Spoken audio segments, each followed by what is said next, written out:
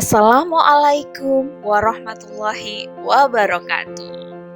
Wahai calon guru penggerak angkatan 4 dimanapun Anda berada, serta semua pihak yang menyaksikan video ini, terima kasih. Kali ini saya akan memaparkan tentang aksi nyata sebagai implementasi budaya positif yang telah saya lakukan di sekolah kami, yaitu SD Negeri Serondolwetan 03.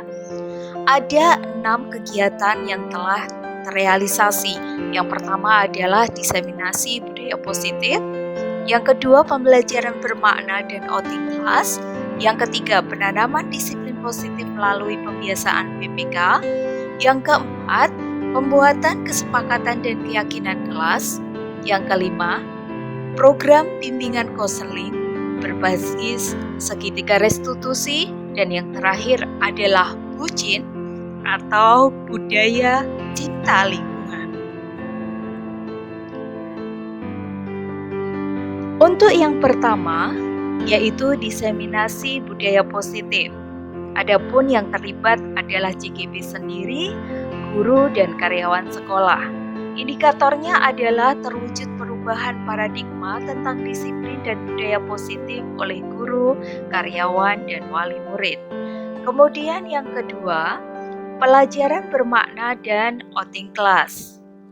Tujuan dari aksi nyata kedua ini adalah pembelajaran sesuai dengan SK, KD berpusat pada murid untuk mewujudkan motivasi merdeka belajar. Yang ketiga, penanaman disiplin positif melalui pembiasaan PPK. Program pembekalan karakter bertujuan untuk agar sebagai pembiasaan budaya disiplin positif di sekolah. Biasanya dilakukan pada waktu setiap pagi sebelum memasuki kelas masing-masing. Yang keempat adalah pembuatan keyakinan dan kesepakatan kelas. Adapun tujuannya adalah tersusun kesepakatan dan keyakinan kelas untuk dilaksanakan bersama. Pihak yang terlibat diantaranya adalah JGB sendiri, murid, dan dengan bantuan dari rekan sejawat. Yang kelima adalah program konseling berbasis segitiga restitusi.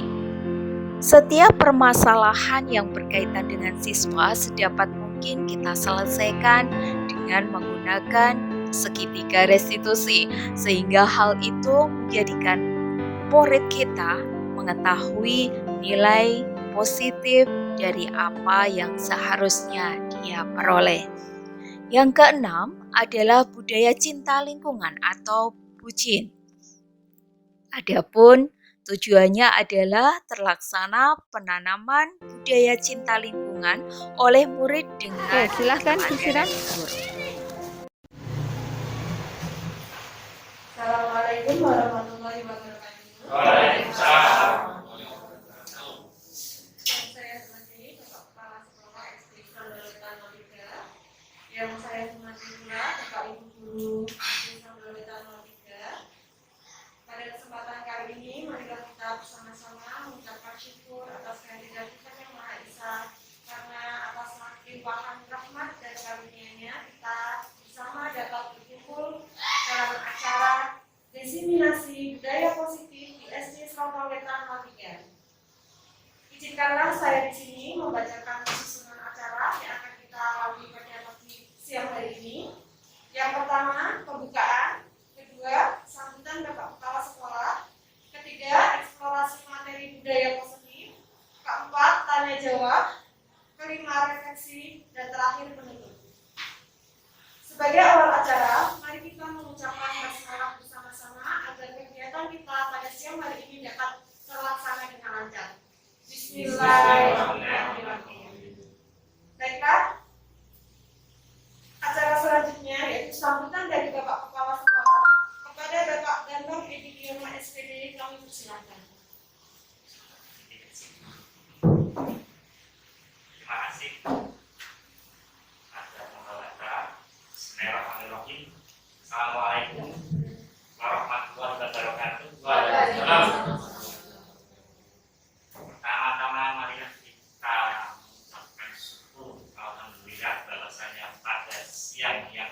lagi Bapak Ibu kita masih diberi kesehatan, masih diberi umur panjang, sehingga pada siang ini kita bisa melakukan kegiatan yaitu diseminasi tentang budaya positif.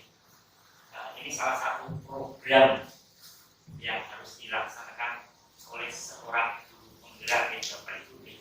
Saya yakin nanti apa yang akan disampaikan oleh Bu Titin selaku peserta guru penggerak di Kota Semarang pasti akan bermanfaat sekali bagi panjenengan dalam kaitannya dengan pembelajaran di sekolah. Sedikit banyak yang saya tahu ketika saya ikut kemarin mendampingi Bu Titin dalam program guru penggerak ini, memang banyak sekali Bapak Ibu program-program yang harus dilaksanakan, yang harus diimplementasikan di sekolah Bapak Ibu. Ya, jadi mohon, karena kedepannya ini seorang guru penggerak ini adalah salah satu program syarat untuk menjadi kepala sekolah. Jadi saya sampaikan kepada teman-teman semua, terutama yang masih muda, baik yang ASN maupun P3 serta non-ASN, bahwasanya kedepannya berhak juga untuk menjadi kepala sekolah, tidak harus ASN Bapak Ibu.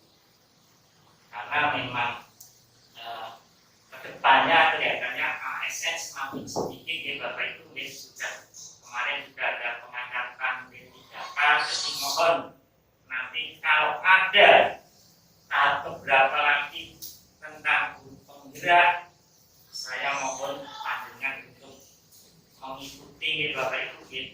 Saya kembali tadi tentang budaya positif ya Bapak Ibu. Kemudian jangan sampai ada sanksi, misalnya mempermalukan di depan teman-temannya di depan kelas, itu juga tidak diperkenankan Bapak Ibu. Itu adalah beberapa konsep tentang budaya positif. Saya yakin nanti akan dijelaskan secara sedetail-detailnya oleh Bu Titin apa itu budaya positif dan bagaimana implementasinya di sekolah. Mari kita dengarkan dengan sebaik-baiknya. Semoga nanti akan bermanfaat bagi kita semua. Saya kira itu yang bisa saya sampaikan. Selamat Bu Titin, semoga sukses semuanya, teman-teman juga sukses. Saya akhiri. Wassalamualaikum warahmatullahi wabarakatuh. Terima kasih Pak Bambang atas motivasi yang diberikan. Semoga motivasi yang disampaikan dapat meningkatkan kinerja kita lebih baik lagi dan mengajak anak-anak kita untuk menerapkan budaya positif di lingkungan SD Serdoleta 3. Baiklah, kini kita menapaki acara inti, yaitu eksplorasi materi budaya positif yang akan disampaikan oleh Bu Titin. Kepada beliau kami persilakan.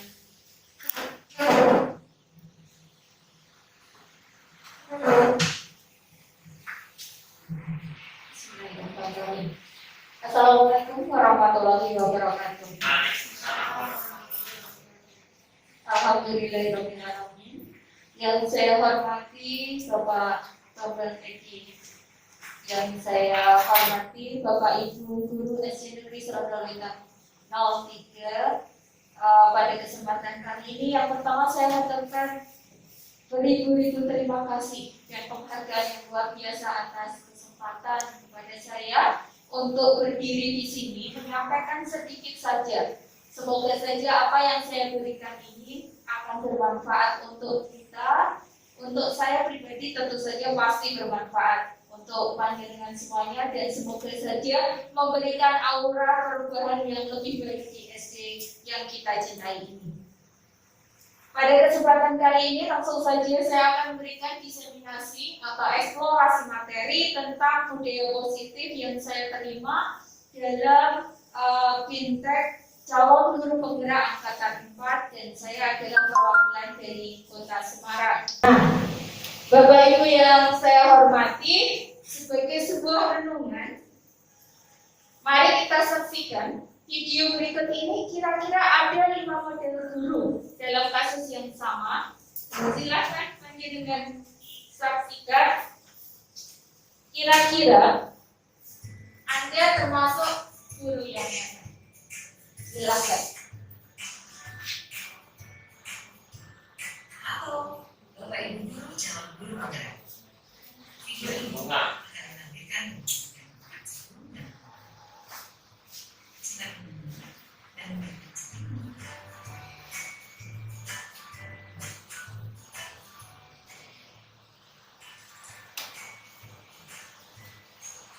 bagi anak-anak, silakan PR yang kemarin diberikan diletakkan di meja.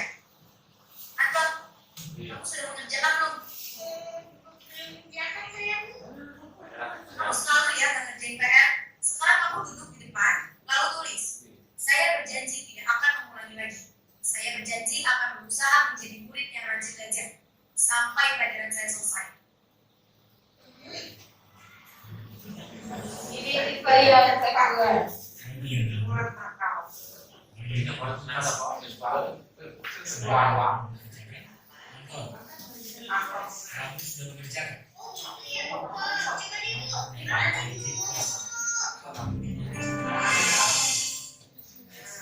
Itu tadi 5 tipe dari sebuah tayangan yang diharapkan bisa menjadi bahan renungan kita semua. Kira-kira Bapak Ibu yang termasuk yang mana itu? Oh,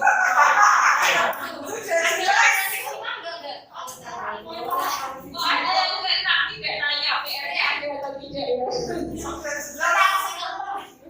Baik, langsung ke materi tentang budaya positif. Nanti setelah itu kita refleksi dari video tadi.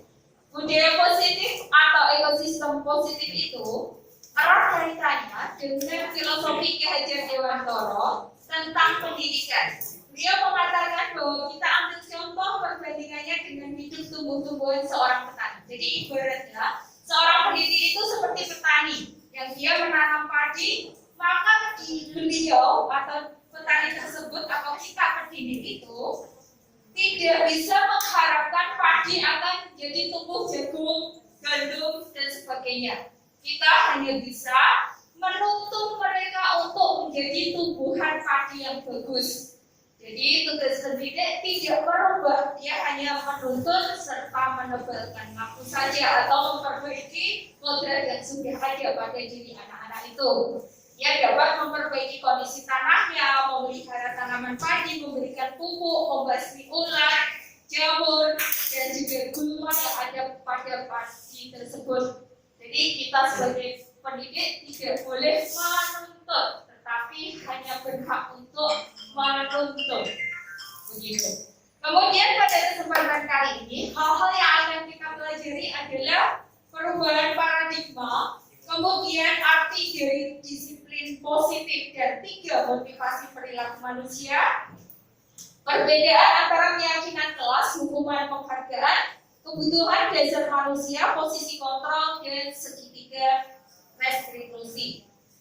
Bapak, Ibu guru yang berbahagia, coba kita bermain kepalan tangan untuk perubahan paradigma. Bayangkan ada A dan B, Anda dan teman Anda. Kemudian Anda menyobek secari kertas kecil atau kertas. Kemudian benda itu Anda genggam dalam tangan kanan Anda sekuat-kuatnya dengan sepenuh daya. Sementara teman Anda atau B itu akan mencoba sekuat tenaga dengan berbagai cara untuk meminta Anda memberikan benda tersebut. Kira-kira apa yang akan Anda lakukan? Tentu Anda akan mempertahankan benda yang ada di dalam genggaman Anda karena hal itu adalah sesuatu yang sangat berharga. Nah, demikian juga dengan paradigma atau stimulus respon, perbedaan tentang dengan teori kontrol saat ini. Bisakah kita sebagai seorang pendidik itu mengontrol seseorang? Ternyata tidak bisa. Kemudian orang dewasa memiliki hak untuk memaksa, itu ternyata hanya ilusi. saja. Baik, selanjutnya setelah itu tadi sudah tentang paradigma stimulus respon dan teori kontrol. Maka apa sebenarnya disiplin itu? Kalau Anda semuanya sebelum membaca ini, apa yang ada di benak Anda ketika Bapak Ibu mendengar kata disiplin? Coba begini. Tertib. Pak Wawan. Belajar. Mbak. Tertib. Bayangkan tepat waktu ya. Jadi memang benar selama ini kita pasti berasumsi disiplin tepat waktu, tertib aturan dan selanjutnya. Ternyata setelah saya baca itu disiplin itu artinya adalah belajar. Dalam bahasa Latin disiplin itu disciplina yang artinya adalah belajar. Jadi disiplin ini adalah membuat orang menggali potensi menuju sebuah tujuan apa yang dia hargai. Bukan tertib, tetapi tidak hanya tertib tepat waktu, tetapi banyak hal yang dia belajar untuk menghargai apa yang dia yakini. Kemudian nilai-nilai itu menjadi keyakinan di dalam dirinya. Seperti itu. Oke. Selanjutnya terdapat 3 teori motivasi seorang melakukan perilaku atau melakukan sesuatu. Yang pertama pasti tujuan pertama adalah untuk menghindari ketidaknyamanan atau hukuman. Saya mau tanya, berdasarkan refleksi atau pengalaman Bapak Ibu semuanya selama ini di kelas pasti ada namanya peraturan kelas atau kesepakatan kelas. Kira-kira yang Anda terapkan peraturan kelas atau kesepakatan kelas? Pertama kesepakatan, kedua peraturan. Oh, yang pertama kesepakatan, yang kedua peraturan. Iya. Ya. Oke. Saya simpan ya, Mbak. Iya. Yang lain? Kalau saya, pengalaman saya pribadi, itu awalnya adalah peraturan. Karena saya sendiri yang menentukan. Anak tidak boleh datang terlambat, anak harus mengerjakan tugas. Ternyata hal itu kurang benar, karena hal itu berarti yang menentukan guru, sehingga hal itu tidak berasal dari diri dia sendiri. Seperti teori disiplin tentang belajar tadi. Jadi yang diharapkan adalah peraturan kelas itu kita ubah menjadi sebuah kesepakatan kelas yang disepakati oleh anak-anak itu sendiri. Jika kita menerapkan hukuman kepada siswa, hal itu akan diingat dia sampai sepanjang hidupnya. Contohnya adalah testimoni. Aku ingat banget tuh, aku pernah lupa ngerjain tugas matematika dan hukumannya aku lari 50 kali dan sekarang aku nggak bisa melupainya. Untung aku nggak sendiri larinya. Masih ada teman-teman yang kenal namanya. Sekarang aku trauma. Jadi seperti itu. Maka mari kita bersama. Saya sendiri juga masih sering alfa. Maka kita saling mengingatkan agar yang ada di benak anak-anak didik kita adalah hal-hal yang positif saja. Karena yang namanya nilai itu ternyata akan kita ingat sepanjang hidup. Saya yakin Bapak Ibu semuanya juga mempunyai trauma atau mempunyai hal-hal yang entah itu baik atau buruk yang Bapak Ibu bisa ingat sampai detik ini. Nah, kemudian perbedaan dan hukuman dan konsekuensi sudah saya jelaskan tadi. Dan selanjutnya, kebutuhan dasar manusia itu yang pertama adalah bertahan hidup. Dari bertahan hidup itu dibagi menjadi 4 poin utama, yaitu penguasaan, kebebasan, kesenangan, dan cinta kasih. Jadi ada penguasaan, kebebasan, kesenangan, dan cinta kasih. Saya punya beberapa kasus. Kira-kira untuk kasus nomor 1 saja. Kira-kira tujuan yang diharapkan apa? Ibu guru bilang, aku tidak boleh bersenandung sewaktu mengerjakan tugas. Katanya kelas harus tenang, tidak ada suara. Padahal kan aku suka dan senang menyanyi. Nah, kira-kira itu kebutuhannya tentang apa? Tadi hanya 4 tadi ya, power atau kekuasaan, kemudian kebebasan, kesenangan, atau cinta kasih. Luar biasa. Baik, terima kasih. Yang selanjutnya adalah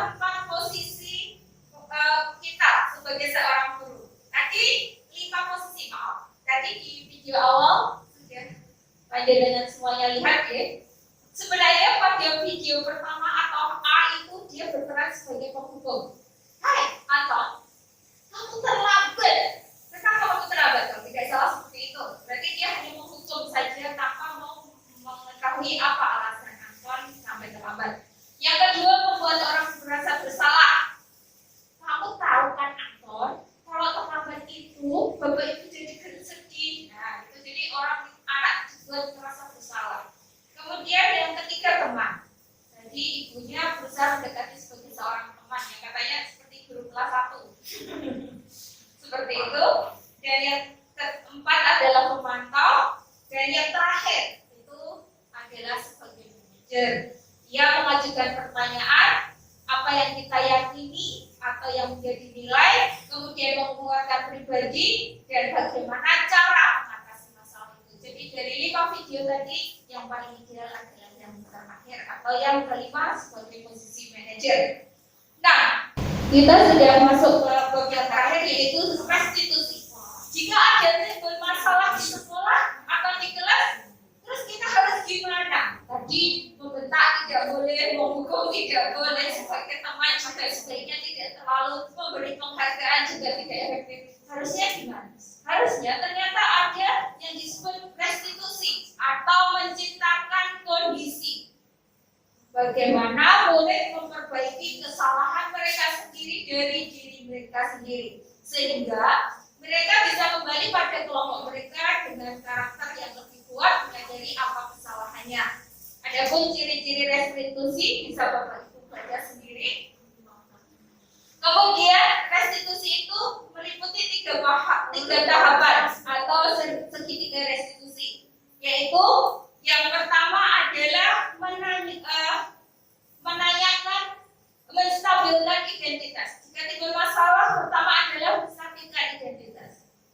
Nah, sudah tahu ini jam berapa? Kenapa kamu baru datang saja? Seperti itu adalah menstabilkan identitas. Kemudian validasi tindakan yang salah. Kamu kok bisa datang? Kan anak menjawab, kamu kok bisa datang terlambat? Kenapa? Apa alasannya? Dan yang terakhir menanyakan keyakinan. Hal itu sesuai tidak dengan keyakinan yang kita sepakati bersama. Tinggal kita kembalikan dengan keyakinan yang sudah kita buat seperti itu. Jadi contoh kata-kata saat menstabilkan identitas yang pertama, tidak apa-apa, kamu manusia biasa pasti berbuat salah. Jadi dia tidak merasa terhakimi lebih dulu atau dan sebagainya. Tidak ada manusia yang sempurna dan sebagainya. Kemudian untuk validasi tindakan yang salah bisa dengan menanyakan, kamu bisa saja kan melakukan hal yang lebih buruk, tapi kamu tidak akan melakukannya, atau kamu pasti punya alasan mengapa melakukannya. Jadi menanyakan reason atau alasan kenapa dia melakukan tindakan itu. Dan yang terakhir adalah menanyakan keyakinan. Contohnya, apa nilai-nilai yang kita percaya di kelas kita? Coba kita ingat. Kemudian nilai itu kamu belum sesuai yang mana? Misalnya tanggung jawab, Bu. Nah, maka dari itu besok lagi jangan diulang lagi seperti itu. Baik, demikian untuk eksplorasi materi. Beberapa bab sudah saya tuangkan sampai terakhir. Maka saya beri waktu untuk tanya jawab.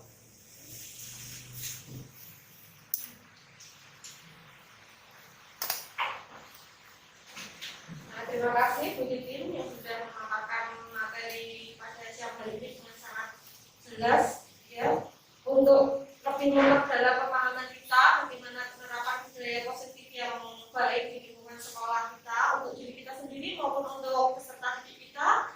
Dan saya akan mempersilahkan dua penanya pada setiap termin, di mana pada sesi ini kami membuka dua termin di titik. Baik, silakan untuk penanya pertama di termin pertama. Oke, ini monggo. Untuk mengurangi kaitan dengan diskusi masalah di kelas saya ada murid yang sering datang terlambat. Itu mohon diberi gambaran diskusi masalah.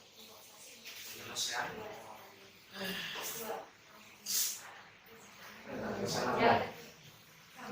Baik, itu untuk pertanyaan pertama nih Bu. Kalian dua nanti silakan berpikir utama jawabannya. Monggo Pak Bin untuk pertanyaan kedua. Pertanyaan kedua yang tadi termasuk berbeda apa? Tapi apa? 4 itu ada syarat. Tapi kalau dimasukkan ada nomor 12 atau 3 ya. Ingin tahu ini dari Jerman atau Asia dan seluruhnya seperti itu. Tapi kaitannya dengan sejarah ini berhadapan dengan situasi anak itu berhadapan dengan karakter yang berbeda. Pada saat berhadapan dengan karakter yang berbeda itu kaitannya juga dengan penerimaan ya, daya penerimaan mereka terhadap kaum guru yang memberikan daya pendidikan. Nah, pertanyaan saya adalah ada trik dan caranya menguatkan untuk anak dari mereka yang punya daya yang berbeda. Artinya dalam berbeda dalam arti karakternya kurang gitu. Itu aja. Ya, terima kasih atas pertanyaannya. Silakan Bu Cici. Terima kasih untuk dua pertanyaan di segmen yang pertama, luar biasa pertanyaannya. Yang pertama kalau tidak salah tentang bagaimana pelaksanaan restitusi untuk siswa pribadi yang sering terlambatnya. Kebetulan sekali itu saya sudah melakukan video aksi nyata tentang bagaimana kemudian yang terakhir itu saya coba buat kesepakatan kelas, saya jawab pakai keyakinan kelas seperti ini di kelas saya barangkali bisa menginspirasi yang lain, bisa diadopsi atau punya ide yang lebih luar biasa bisa saya adopsi juga. Jadi saya buat dua, yaitu keyakinan yang positif dengan negatif, jadi kemudian anak-anak membuat seperti itu. Demikian untuk jawaban yang pertama, kira-kira bagaimana Bu? Praktek. Ya, oke siap. Itu luar biasa. Yang namanya budaya tidak mungkin sekali tempo langsung berubah jadi baik, tidak. Pasti ada step by stepnya Bu, seperti itu. Asal kita mau atau tidak. Iya. Terima kasih Bu Bena. Selanjutnya untuk pertanyaan kedua berkaitan dengan kebutuhan dasar manusia ya Pak Bin. Kalau tidak salah tadi Pak Bin menanyakan bahwa berkaitan kebutuhan dasar manusia itu kan setiap pribadi itu berbeda dan unik. Sama halnya dengan anak-anak kita, bahwa anak-anak itu adalah pribadi luar biasa dengan keunikan dan juga kelebihan yang merupakan anugerah Tuhan seperti yang diajarkan oleh Ki Hajar Dewantara. Hal itu sesuai dengan filosofi Ki Hajar Dewantara. Memang sebenarnya Ki Hajar Dewantara itu sudah menyatakan bahwa setiap anak itu penuh dengan perbedaan. Oleh karena itu, sebenarnya sistem pendidikan yang ada saat ini itu belum mengakomodir